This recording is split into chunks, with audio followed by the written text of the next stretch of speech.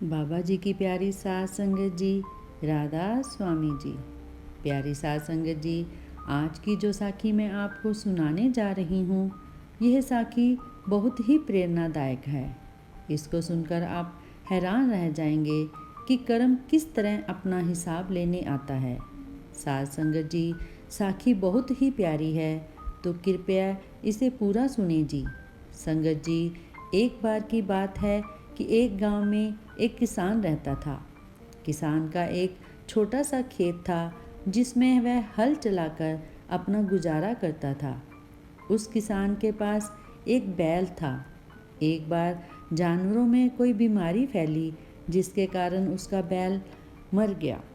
किसान ने गांव के साहूकार से पैसे उधार लेकर एक बड़ा ही हट्टा कट्टा बैल खरीदा, लेकिन दुर्भाग्यवश वह बैल अड़ियल निकला। वह बैल थोड़ी दूर चलता और बैठ जाता। किसान उसकी इस आदत से बहुत परेशान हो गया। किसान उस बैल को डंडे से बहुत मारता था और कई बार तो उसको खाना भी नहीं देता था, लेकिन उसके बाद भी बैल की आदत नहीं बदली। किसान उसे बहुत मारता था, लेकिन फिर भी वह नहीं उठता था। किसान को समझ नहीं आ रहा था कि वह क्या करे। एक दिन किसान को खेत की बुआई करनी थी, परंतु इसी बीच बैल चलते चलते बीच में ही बैठ गया।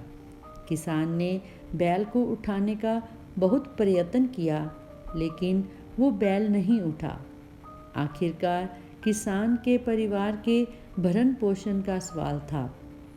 अगर चलेगा नहीं तो खेत की बुआई कैसे होगी, और खेत की बुआई नहीं होगी तो उसके परिवार का गुजारा कैसे होगा। तो साध संगत जी, जब उसे किसान का बैल खेत में बैठ गया और किसान उसको उठाते उठाते थक गया, लेकिन वह टस से मस भी नहीं हुआ, तब वो किसान गुस्से के मारे उसे मारने लगा।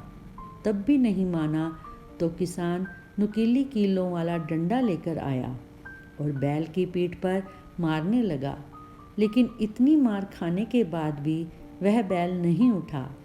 संयोगवश उसी समय गुरु नानक देव जी और भाई मर्दाना उधर से गुजर रहे थे। गुरु नानक देव जी ने देखा किसान बैल को बहुत बुरी तरह से मार रहा है, लेकिन बैल है कि इतनी मार खाने के बाद भी उठने का नाम नहीं ले रहा। गुरु नानक देव जी यह सब देखकर उस किसान के पास पहुँचे और उसे कहा कि तुम उसे इतनी बुरी तरह क्यों मार रहे हो। किसान ने गुरु नानक देव जी को देखा तो उसने बैल को मारना बंद कर दिया। गुरु नानक देव जी ने कहा, तुम रुको, मैं देखता हूँ। यह कहकर गुरु नानक देव जी ने बैल के कान में कुछ कहा। जैसे ही गुरु नानक देव जी पीछे हटे, वह बैल एकदम से खड़ा हो गया और चलने के लिए तैयार हो गया। बैल को चलने के लिए तैयार देखकर वह किसान बहुत खुश हुआ। किसान ने गुरु नानक देव जी के चरणों में माथा टेका और पूछा कि आपने बैल के कान में ऐसा क्या कह दिया जो बैल एकदम से उठकर खड़ा हो गया। यह तरीका आप मुझे भी बता दो। मेरे गांव में ऐसे बहुत से बैल हैं, मैं उनको भी इसी तरीके से ठीक कर दूंगा। तो साध संगत जी, गुरु नानक देव जी की आंखों में उस किसान ने देखा तो उनकी आंखों में नूर था। गुरु नानक देव जी ने उस किसान को कहा, बेटा, मैंने बैल के कान में कोई मंत्र नहीं कहा, बल्कि उसे उसका कर्जा याद दिलाया है। जिसका लिया है उसको चुकाना ही पड़ेगा। गुरु नानक देव जी ने कहा, पिछले जन्म की बात है, तुम पिछले जन्म में भी किसान थे और यह बैल एक बहुत बड़ा साहूकार था। पूरे गांव में साहूकार का बहुत आदर सम्मान था। पूरा गांव साहूकार की हर बात पर विश्वास करता था। तुम्हारे पास थोड़ी सी ही जमीन थी जिस पर तुम खेती करते थे। तुम्हारे परिवार में एक बेटी थी। तुम अपनी बेटी की शादी के लिए थोड़ा बहुत पैसा साहूकार के पास जमा करते थे। तुमने सोचा था कि जब बेटी की शादी का समय आएगा तो यह पैसा तुम्हारे काम आएगा। धीरे धीरे करके तुम्हारी लड़की बड़ी हो गई और पैसा भी बढ़ गया। लड़की का विवाह तय होने के बाद तुम अपना पैसा लेने के लिए उस साहूकार के पास पहुँचे। तुमने साहूकार से अपना पैसा वापस मांगा और कहा, मैंने अपनी बेटी का विवाह पास के गांव में एक अच्छे घर में तय कर दिया है, इसलिए अब मुझे पैसे की ज़रूरत है।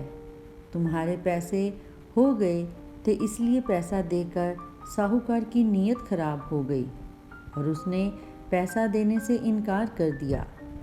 तुमने साहूकार के आगे बहुत विनती की, लेकिन उसने तुम्हें डांट फटकार कर वहाँ से भगा दिया।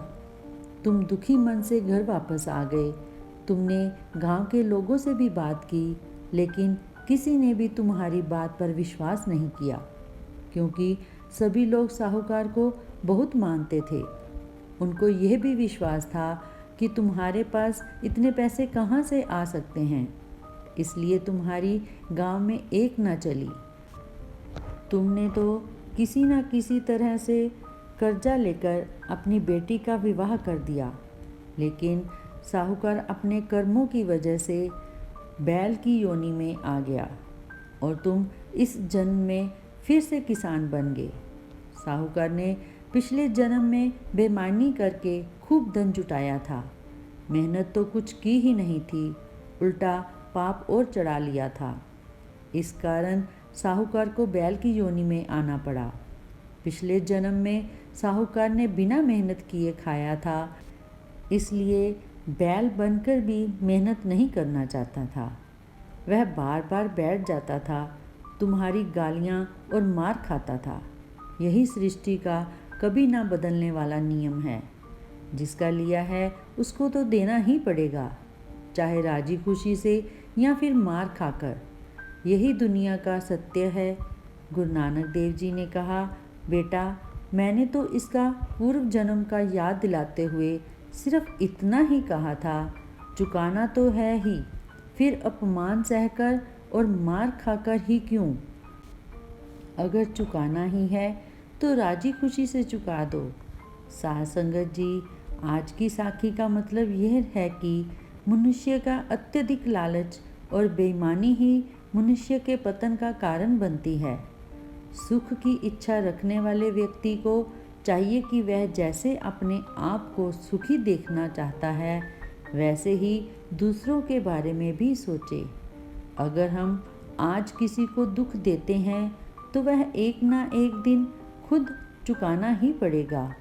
साध संगत जी, कर्म एक ऐसी चीज़ है जिससे कोई भी भाग नहीं सकता।